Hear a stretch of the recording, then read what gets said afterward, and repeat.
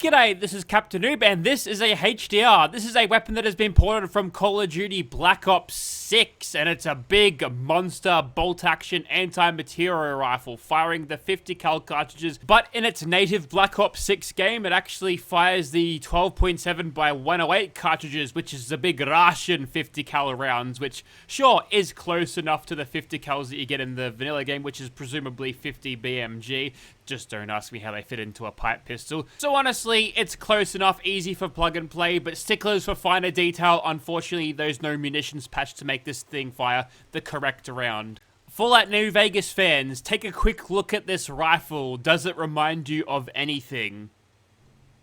No? Well, this weapon is based off a real-life firearm called the Hecate 2, which is the basis, the inspiration for the Anti-Materiel rifle in Fallout New Vegas. Oh my god, it's a Fallout New Vegas! So I thought that was a pretty cool callback. So this thing has custom sounds and animations like you'd expect any good COD port to have. The customization on it is not as in-depth as you'd like. This is in a weapon pack of 3, so I think they've foregone the quality for quantity, but I think it does enough to get it over the line. So let's examine what we can get out of this thing. So we're starting off with the receivers, which can go from Mark 1 all the way up to Mark 6 for the greatest amount of damage. And at 1200 damage without this thing, we could probably just take this out right now and start shooting stuff with it, but it can go higher than that. Now let's see how much we can push this thing. Next, we've got a legendary effect provided by legendary modification. Skip over that. And your lower rail, you can have a bipod, a handguard with precision, a ranger handguard, which is a bit longer, a weighted handguard, which increases stability. A lot of these will just have the standard COD sort of descriptions, flavor text. Some of them require gun nut rank 4 to do so. That's helpful. And some of these reduce idle sway. Okay, so if we aim down the sights, perhaps it'll sway less if we use this one.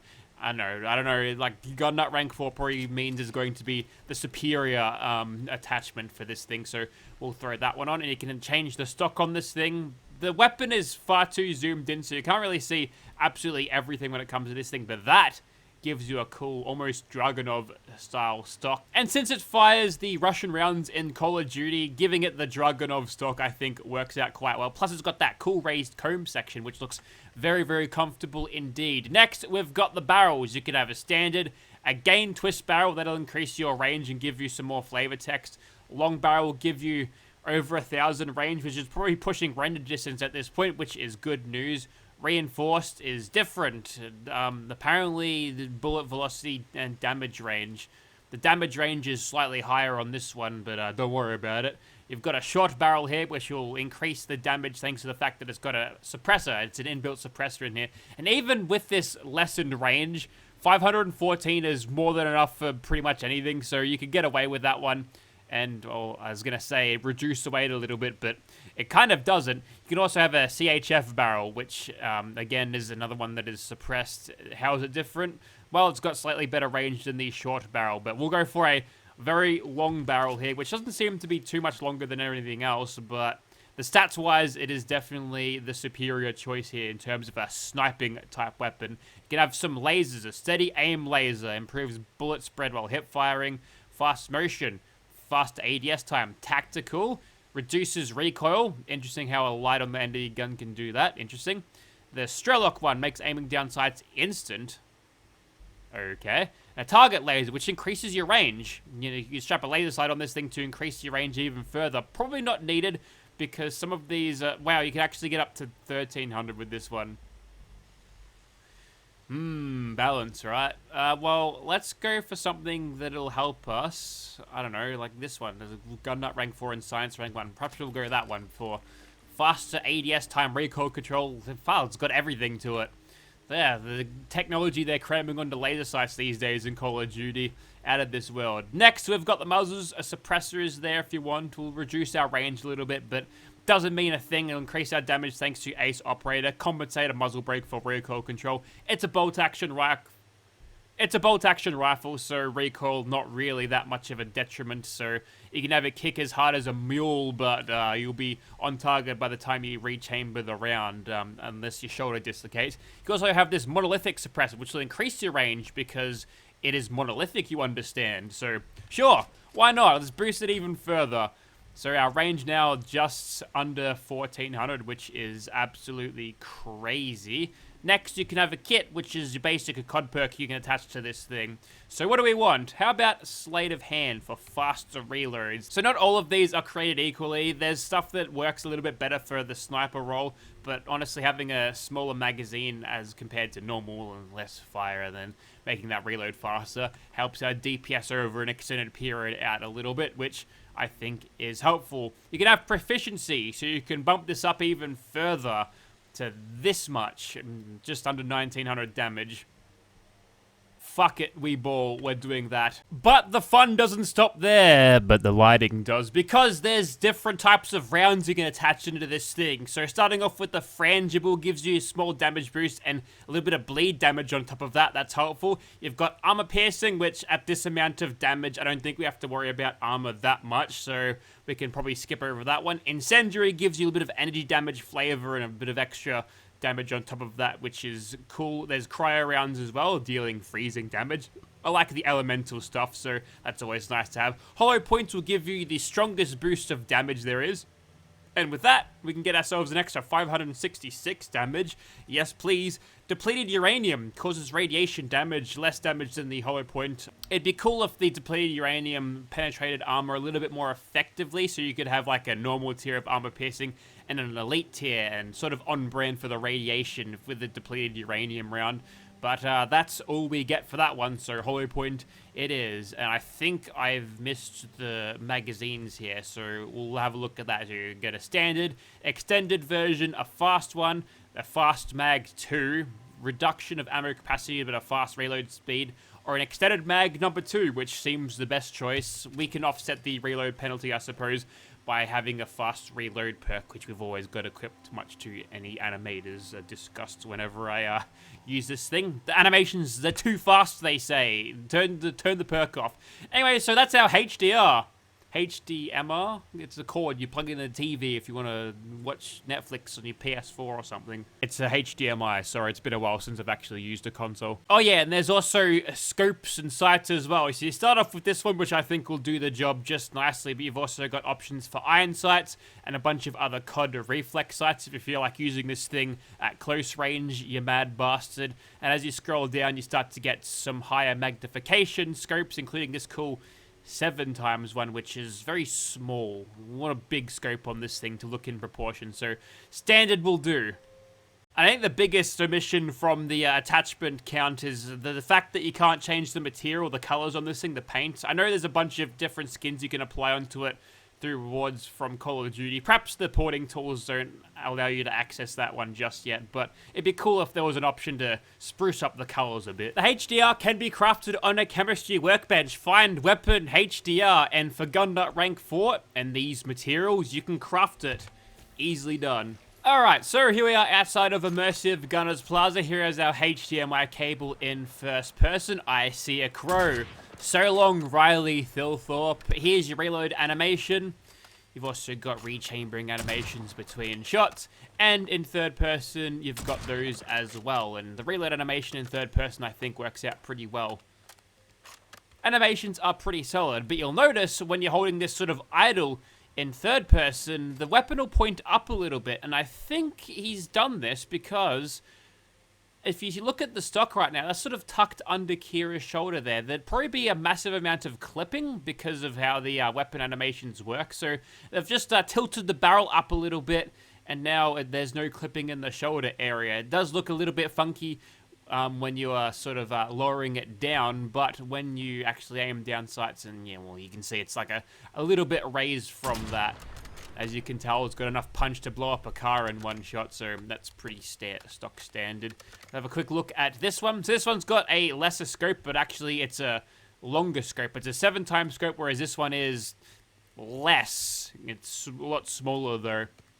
This one is unsuppressed. That's the main difference. And when you crouch down, there's no scope sway at all. So if you feel like this is too crazy, park your butt on the floor, and then you've got a nice steady crosshair to aim through. And the bashing animation, probably because I'm not going to use it, is this. You blow up a car in one fell swoop, so that's cool. Also, the outfit today is another swimsuit. This one is from Marvel Rivals. This one is the Psylocke Breeze Butterfly or something like that. But I've got a retexture on it to match Kira's red and black colors. So yeah, it's another combat swimsuit. It's funny because every now and then I'll see some Fallout 1 video. Everything's like, oh, bleak atmosphere, so dark, so terrifying. We're just on the West Coast, or sorry, East Coast playing Barbie doll Call of Duty with Call of Duty guns and stuff from Marvel Rivals skins. Anyway, so let's begin. Would you expect this thing would be one-shotting everything? So we'll try to lock in, try to hit absolutely everything. To hit scan weapons, so we don't have to try anything like headshots to get any extra damage, so Cinemass should be quite sufficient for my causes. Oh, I missed one. I suck. We're not making the MLG Sniper Elites today. And as they get a little bit closer, I mean, the damage is always going to be maxed out anyway, just because this thing, well, it's so strong. And now that we are in full combat, sneaking, you don't really need to do it. This hipfire accuracy, look at that. Okay. Whoops, ran out of mouse space there. Let me just reposition my mouse, and we close enough. Okay, let's go over to this one. Loud and proud, baby. Boom, headshot. Okay, we'll have to point at their heads before aiming down the scope, because this magnification, a little bit too much. Or I could just, you know, do that.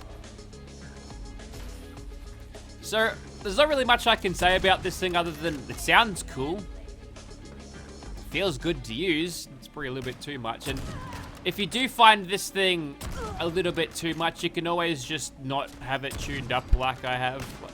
You gotta, sometimes to maintain fun, you gotta restrain yourself a little bit. And I imagine this might be fun for about 10-15 minutes, and then you just, I mean, you're just gonna walk over absolutely everything. Although I will say that not being able to get the kill unless I score a headshot, that makes this sort of satisfying. It's always one of my theories. I don't actually know this for a fact, but I think what Bethesda COD modding tries to do with their COD weapons is it makes them very strong, yes? Which is all well and good, because what they're trying to do is reproduce that Call of Duty time to kill or something on your standard Fallout NPCs. A very fast-paced combat. That's 2 bashing animations in a row. I'm just trying to hit him with a regular old bash here, not picking that up. There we go. 1800 for a punch in the face. I could probably just VAFs and sneak and bash things to death with this thing. Why not try that? Oh yeah, cop of that. Honestly, who needs bullets? You can just make this thing a melee weapon and do really well. But like I was talking about before, the problem with this thing being a weapon such as it is that can do this much damage. Whoops, I ran out of AP. That's fine. Every other weapon doesn't follow the same balance, so you can just sort of walk over enemies and one-shot pretty much everything. Although I've been pretty reckless here. I think I'm going into nerd rage. This will be one of those classic Call of Duty campaign door breach moments where it goes into slow motion. Slight whiffer there. Unfortunately, that gun was not armed. I'm sure I saw an invisible man. Or, wait, it was you. Invisible woman, as it turns out. Yeah, pretty cruisy run. See, we don't need to wear armor if we can just snipe people. And, I mean, we've got shot a lot anyway, but energy shield's still holding up. It's pretty cool. He's got a shirt. There's a little one-piece swimsuit underneath. There's a couple of, like, wristband things, a leg wrap, and the sandals at the bottom there with an extra little bit of red on them, because otherwise it was all black except for the one piece. There's also a version of this without little butterflies on it if you don't like it. And the shirt is a separate piece, so you can take that off if you feel like as well. So pretty cool, pretty modular. Vtaw, it does the good retextures. That's probably the best part about it, the quality. So without the shirt, that's what it looks like. It feels a little bit more full on with that, but it is a swimsuit, so whatever. So that's Psylocke's, a skin for Psylocke, I think, which is one of the big ones from that's 12,000 damage on a headshot. Pretty standard, I could predict that from a weapon like this. That's fun. So as long as he doesn't disappear into the ether, we'll have this guy shot and killed before the magazine is up. Yeah, there we go. If I had been a little bit more patient and got every single headshot, he would have been killed within a few shots indeed. A bit of sniping on these guys. There we go. Whoops. We just stop the scope from swaying. And looks like you get a day off today because I've killed everything. But yes, I don't even know what Psylocke does. I imagine like psychological, like telekinesis. Yeah, I'm not really into superheroes. Batman's pretty cool though. Different universe, so that's DC. There's been a lot of these outfit mods that come out, lots of stellar blade ports and everything, where there's not a huge amount of clothing on it, but I've got this new texture mod for the body textures, so you know, I think it's pretty cool to show off. Wow, I just two-shotted that guy. Fantastic. Let's go and do something else. Okay, how does this thing fare for VATs? We'll do the unsuppressed one here. Sneaking, yeah, why not? We'll go headshots with all of them and see if we can't get a little of a gun fu thing going here. And we'll have 2 crits ready to go for the big guy. So let's see how we go. My goodness, he's almost dead. But watch this. I'm going to hit him with the gun. If we get a critical, then we're laughing. This bipod, it's got a, like a, I don't know, a tip on it that's toxic to ghouls or something. Or I could just shoot him. Okay, didn't get as much as I thought, but still 900 damage for a bash. That's pretty nice. So how about we do this again, but with VAFs. So we'll build up some of this damage versus little ones, and then we'll transfer the big crits onto the big one, which I can't. Oh, there's one. I want a Grim Reaper sprint here. Didn't get it though.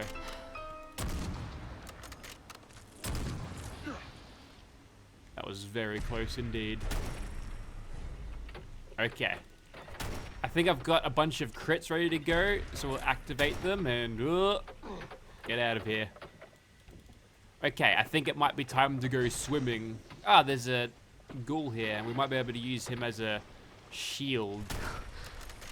Okay, this is definitely not the pool you'd use the swimsuit to swim in.